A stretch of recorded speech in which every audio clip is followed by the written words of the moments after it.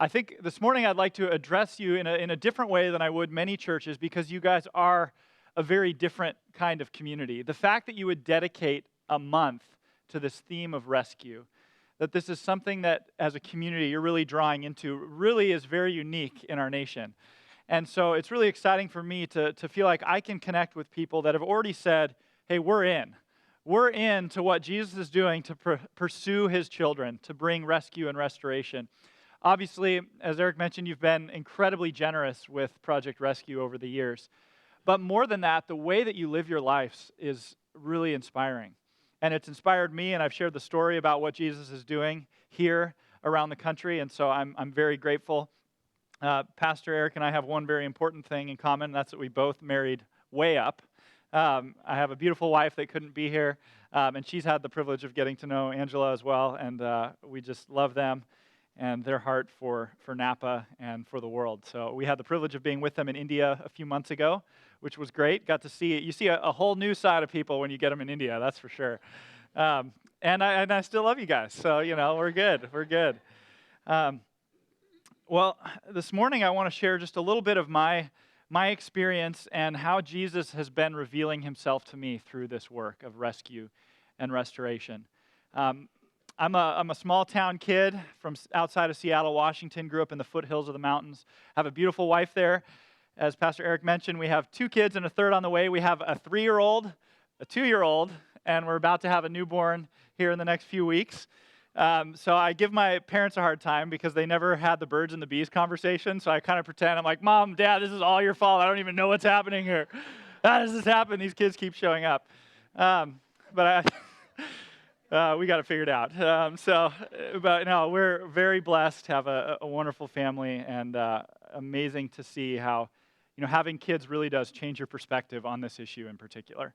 I started this before I had a kid, and now have a whole different level of passion and determination as I'm determined to leave a better world for my kids, particularly for my daughter, a better hope and better future. Well, let's dive in a little bit. Let me start by just sharing a kind of a snapshot of my story. I had a chance 8 years ago to go to India, and I would like to pretend that it was a very noble aspiration. I was there to save souls, but I actually just got invited on a tourist trip to India and thought it would be a fascinating place to go. And I didn't know David and Beth Grant, who you saw in the video, the founders of Project Rescue. I didn't know them at the time, but my friend who invited me knew them, and he was kind of sneaky. He kind of just teed it up as, hey, we'll go, and he had lived there, so he's like, we'll go see my place where I spent my childhood, and I'll show you around, and I love to travel. So I went, and on our last day, the last 24 hours, we had to fly into Mumbai to catch our international flight back home. So we had a pretty normal trip. I had seen some great sights, traveled around India, and we fly in, and he tells me, so my friends, David and Beth Grant, are going to pick us up at the airport late at night, and we're going to see their ministry. I'm like, great, okay. So we land at the Mumbai airport late at night. They pick us up. It's probably about 11 o'clock at night, and they say, okay, we're going to drive into a place called Kamatapura. And Kamatapura is one of, and at one point, the largest red light district in the world. They estimated at its peak it was about 75,000 women and children in sexual slavery in 11 square blocks. So I'm a kid from a town that's about a tenth that size. So I grew up with about 7,000 people in my town, and then I find out that we're going to this red light area with 75,000 people in sexual slavery. So I was kind of trying to brace myself, didn't know much about human trafficking. We're driving in, and the first thing as we approached that I noticed was this sea, as far as the eye could see, the sea of taxis leaving the red light area, packed full of young girls on their way to the various hotels. And they were explaining what was going on, and my heart just began to break. I had no paradigm for what was happening there, for that level of exploitation. Human trafficking wasn't something that was really on my radar. And as we got to the heart of the red light district, the image that came to mind for what we saw was that if hell had a Macy's Day Parade, that's what it would look like. It was, as far as the eye could see, the street was lined with young women, and then the street where we were trying to drive was just packed with these men just marching down the street and grabbing girls and disappearing down dark alleyways. And my blood began to boil. I was furious. I felt like we have to do something. I had never seen anything like it. I was, again, this small town kid that my grandpa was a police officer. I had this sense of justice. I grew up with two sisters. So I'm hearing about these young girls, and I thought, you know what, we have to do something. My first reaction was to think, okay, let's put snipers on every rooftop and just start dropping these guys like flies. Like, let's just get this taken care of. But then started to hear stories about where some of those guys had come from and why they were on those streets. And I began to realize that maybe God had compassion for them too. Well, we got back to the hotel that night, and I didn't sleep very well and felt pretty hopeless, to be honest. Had seen a level of exploitation that I didn't even know existed on planet Earth, and didn't know what to do, how to fight, if there was hope. And the next morning, they picked us up early and said, okay, today we're going to see the other side of the story. And I was kind of bracing myself like, okay, let's hope that there's a better side to the story. They said, okay, we're going to drive 2 hours outside the city. So we get in a van. And as we approach the first home, they say, okay, this home is a home for children under the age of 12 rescued from those brothels who are all HIV positive.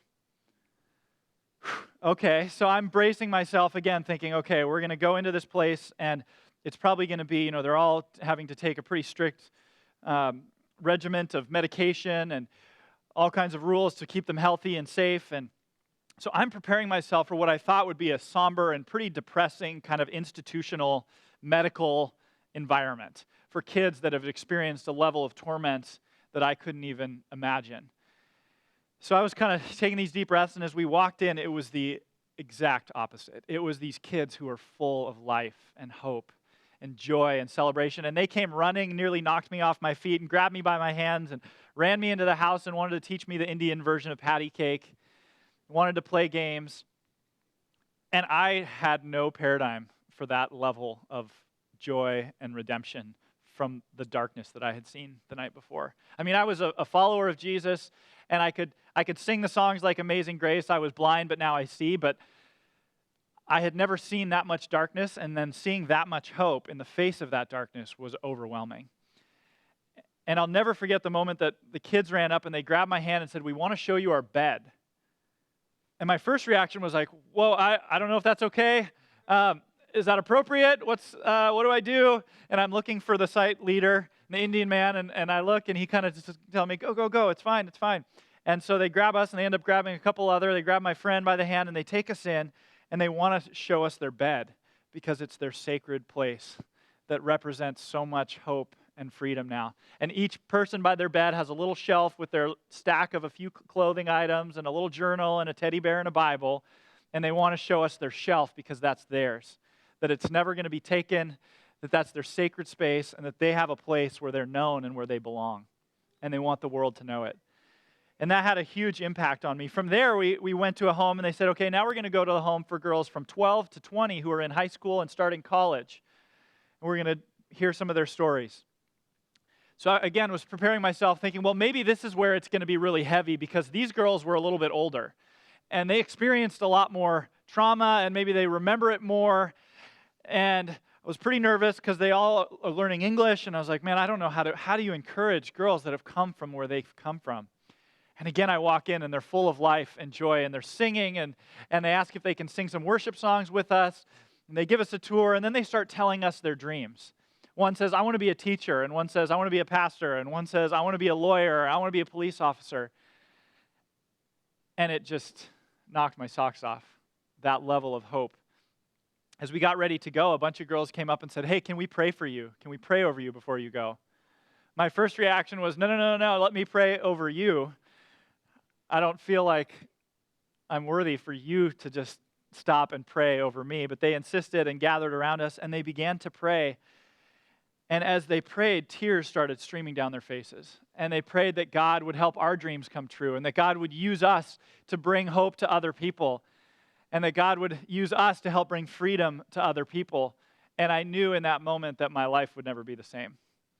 Literally that night, I was on a plane back to Seattle, touched down that day in Seattle, and had no idea how to process this, what to do with my life, was working in the corporate world, and didn't know what God had planted in my heart, but I knew I had to do something. So I started sharing with my friends about the trip, started learning about human trafficking, and what I found out was that it wasn't just a problem in Mumbai or India or in the region, that it was a problem all around the world. I found out that Seattle had a huge problem with human trafficking, and that in the United States, the average age of entry into prostitution is 12 to 14 years old, depending on your state. 12 to 14 years old on our streets, in our cities, and I knew I had to be a part of the solution. I also found out that right now, in the world, there are more slaves today than any other time in the history of the world. At the peak of the British Empire, when slavery was the source of economy for the biggest empires on the planet, and there were free slave trade all over the world, there are more slaves right now in this very minute than at any other time in history. And I know that this breaks the heart of God. I want to share a story with you that most of you have probably heard before. It's probably one of the top 3 most famous parables that Jesus used. And I love that Jesus spoke in parables because, one, they're pretty simple to understand, which is good for me. And they're stories, which every human being resonates with stories. Did you know that one of the only times that you don't daydream is when you're watching a movie? In other words, the average person daydreams every few minutes about something. So while I'm talking, doesn't matter what I'm saying, but somebody's thinking about that pot roast and whether they left the crock pot on high or low, or somebody's thinking about that. Our minds are constantly going, but when we're immersed in a story, it's the only time our brains power down and get immersed in something. And Jesus knew that, and so he used story. What's great about the parables, there's different ways that the church has sort of interpreted and read and experienced parables. And one of the ways that I think is really profound is, usually the first time you read it, you hear it as a story, and typically we relate to one of the characters in the story. We find somebody in the story that we feel like, oh, I can relate to them, or it's the prodigal son, and it's like, oh yeah, I know a prodigal son who came back, who left and came home, and I can relate to that. Well, one of the ways to read a parable is to read it and to try to immerse yourself in each character's position and sort of put on your empathy glasses and say, okay, I'm going to look at this character in the parable. What would I feel like if I was them? If I was encountering what Jesus was saying through their shoes? So whether that's the good guy and then the bad guy, or the big brother and then the little brother and then the dad, to immerse yourself in the parable and try to really wrap your head around what's Jesus saying from each angle. So the parable I'm going to read is from Luke 10. It's the parable of the Good Samaritan. So I'll read that and then we'll dive in. On one occasion, an expert in the law stood up to test Jesus. "Teacher," he asked, "what must I do to inherit eternal life?" "What is written in the law?" he replied. "How do you read it?"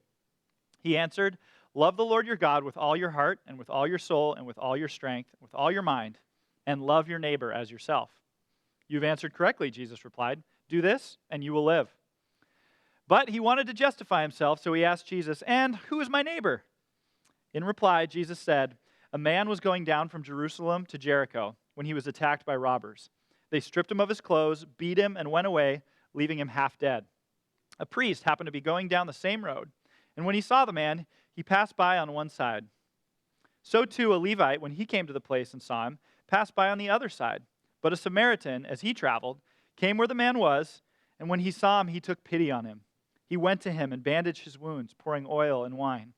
Then he put the man on his donkey, brought him to an inn, and took care of him.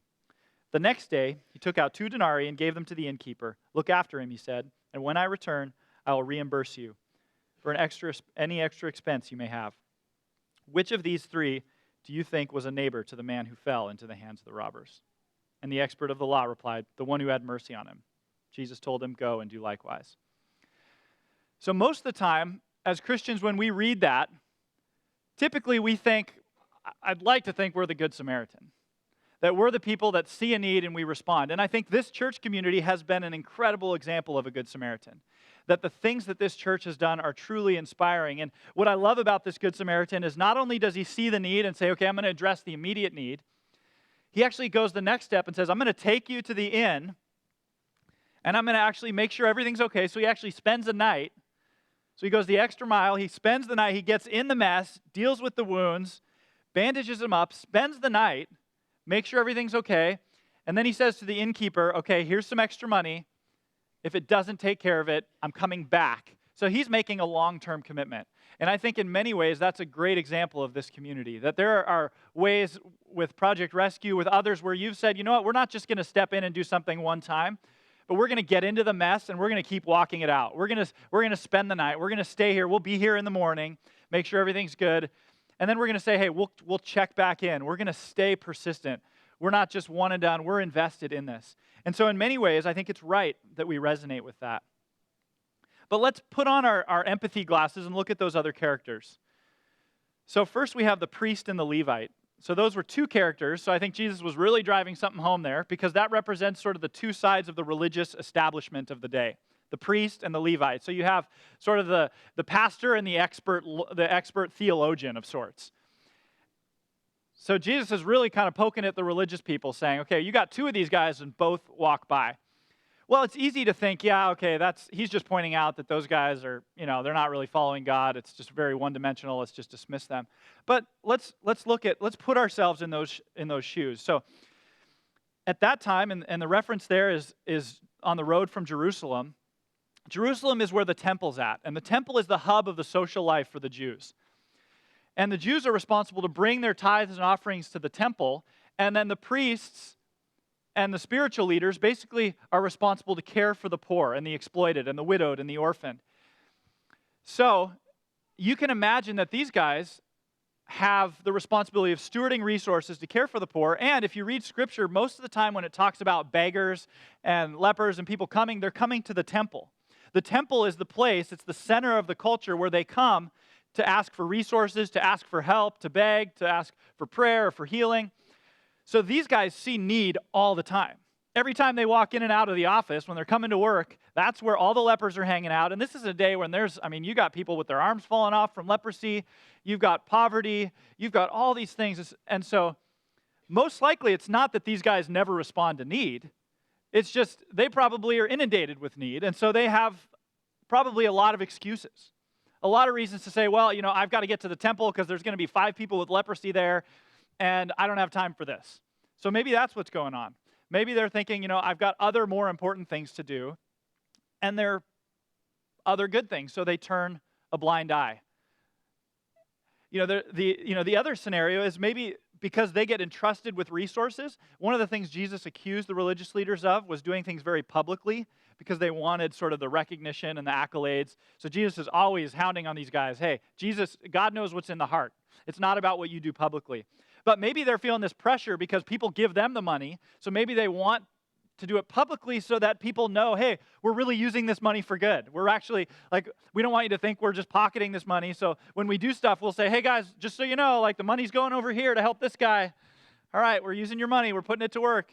And maybe they thought, well, there's nobody around and nobody's going to see, and I want everybody to know I'm doing it the right way. And so they walked by. We don't really know exactly why they walked by. But I think a good parallel for these people as it relates to the fight against human trafficking, of where the church often does this, is that right now in America, one of the most vulnerable populations of children and one of the largest feeders into sex trafficking is the foster system. Now, I come from Washington State, where there's about 10,000 kids in the foster system in our state. And about 1,300 of those kids are fully eligible for adoption, and nobody will take them. And we have thousands of churches in our state that are completely disconnected in the conversation around foster care. Now, I feel like I can say this boldly here because this is actually an unbelievably exceptional church when it comes to engaging in the story of foster and adoption and the hope that Jesus has. But the reality is, for the church in America, that's one of the front lines in the fight against sexual slavery. I just talked to a friend in LA that works with minors that are trafficked in LA County. And of the 300 kids that they've worked with, 70% of them are from the foster system. 70%. And yet, in my state, thousands of churches completely turn a blind eye and say, yes, yeah, I know. The state's sitting there saying, we have 1,300 kids that nobody wants. And the church is like, yep, we don't. And we know that Jesus came and said, care for the widows and orphans. He didn't give us the option. And it's not that every person has to go out and be a foster parent or adopt. We need one family from every church, and the problem's gone. The backlog, the wait list of unwanted kids is gone. Well, I believe that's a pretty strong example of where we, as a people in this nation, have chosen to be the Pharisees, to be the priests and the Levites, and we walk right by. And we can justify it because we're on our way to the temple and somebody needs us because they've got leprosy and we're responsible for all these other things and we're doing all this other good. And it's true. But somebody's right there in the ditch that needs us. Well, let's look at another character that I would venture to say very few of us probably imagine ourselves in this shoe, and this is the robbers in the story. So the ones who grab the guy, take everything he's got, beat him within an inch of his life, and leave him in the ditch. Well, most of us probably don't try to see, okay, well, what's the empathy glasses look like for those guys? Well, one, we know that there's multiple of them, right? There's robbers. It says it's not one, it's multiple. Well, if it's anything like in any movie where there's a group of bullies, you always have the spectrum of like, you have the one person that really wants to they've got a bone to pick and this angst and this resentment, and so they're going to take the money, and then they just want to kick them while they're down just because they can. They want the power, they want the abuse. And then there's usually somebody else in the crowd that's like, whoa, what did I get caught up in? I mean, I needed the money. I didn't think we were going to hurt him. I thought he had plenty of money. I didn't think he'd even miss it. And now I'm here, and this guy's getting beaten within an inch of his life. What did I sign up for? And there's a level of innocence in there. They just thought, nobody was going to really get hurt. And you hear those stories. So I asked myself, well, what does that look like for us? When are we as the church the robbers as it relates to human trafficking? And the scary reality is that one of the more potent examples of where that's the case is in the issue of pornography. And that's a tough one because that one happens. It's so close to home for so many people. In fact, in the church, in America, 64% of Christian men and 15% of women admit that they watch porn at least once a month. Now, I don't bring this up because I want to introduce shame and guilt into this, because this is a conversation that too often is shrouded in those emotions. And this is something that I believe Jesus wants to meet people right where they're at and bring them incredible hope and freedom. But the reality is that at least 1 out of 5 online images of pornography is a victim of human trafficking. So not only does pornography create the demand that turns young men, cultivates them into the men who become the purchasers who create the demand for young girls to be trafficked, but the actual act of viewing it is participating in exploitation. And I think that is almost about as direct as it gets as that robber that's standing there being like, well, I didn't think anybody was going to get hurt. I didn't think anybody would even know. I mean, I thought he had so much money, he wasn't going to miss this. I was just getting pocket change. I didn't think anybody was getting hurt.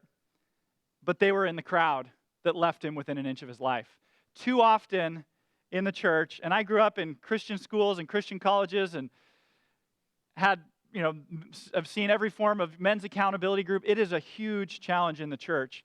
And I am so sick and tired of people in the church saying, well, it's just every man's battle. Men just struggle with this. Boys will be boys.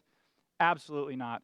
There is a freedom in Christ that Jesus wants our whole hearts, and he wants to set us free from every false and deceptive form of sexuality so that we can thrive in the goodness that he has created for us.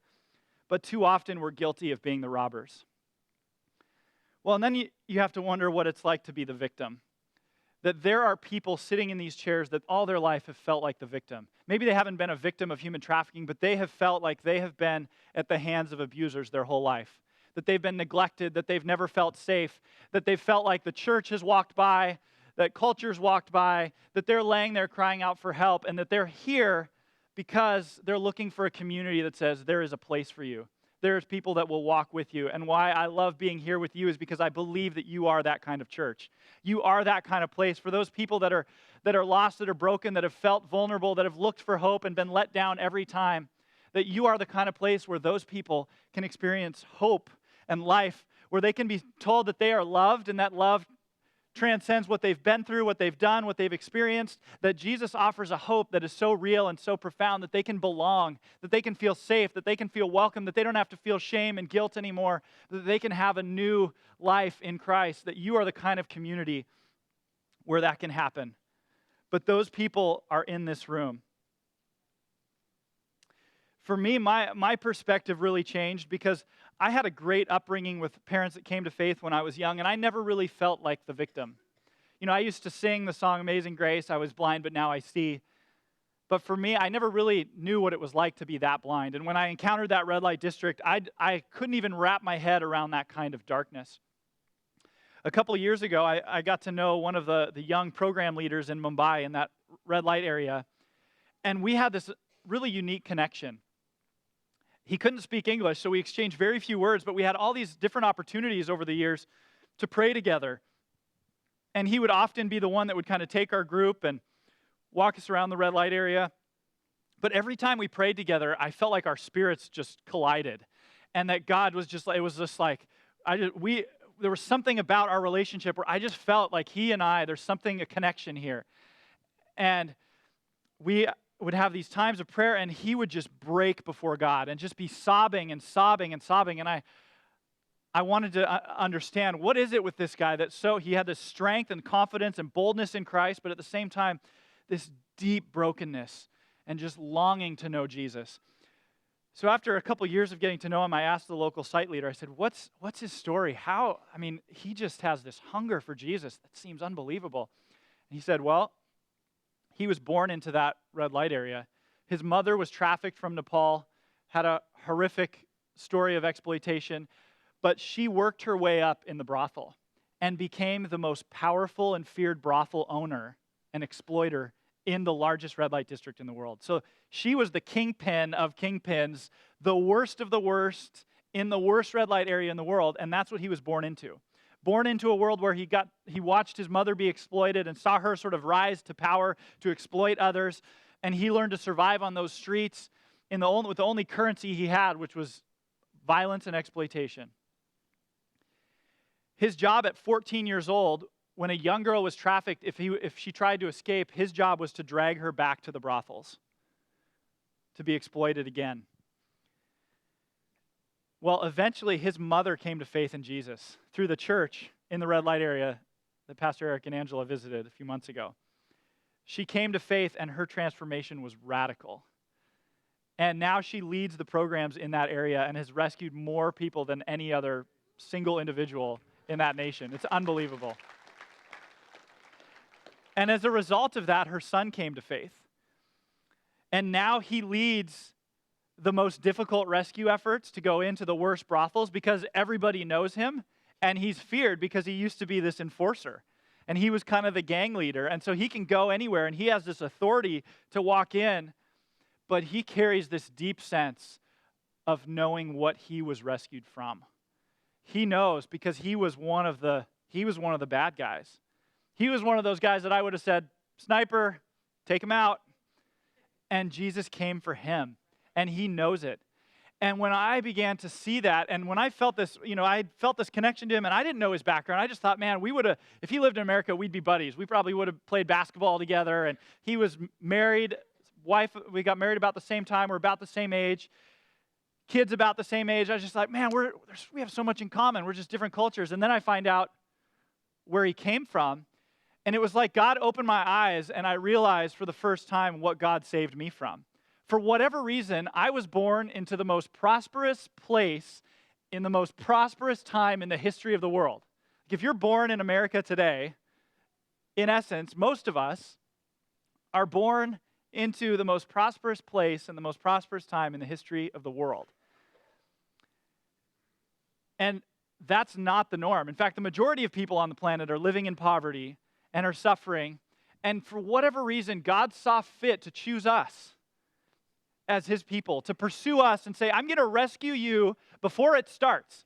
I'm going to rescue you before it all happens so that you can really experience the depth of joy and safety and family and love and community and belonging and hope, because I need a people who can embody that for others. So I will rescue you, I will pursue you, I will save you from the darkness before it begins so that you can create that place for someone else. I will rescue you so that you can rescue others. See, I don't rescue because it's this great noble aspiration that I get to be a part of this heroic action. No, I rescue because I was rescued. that Jesus saved me, that I was in the gutter, that I was the victim, and Jesus saw fit to rescue me, that Jesus was the Good Samaritan, that he said, whoa, whoa, whoa, I'm not expecting you to go figure out. I'll show you how to do it. I'll save you.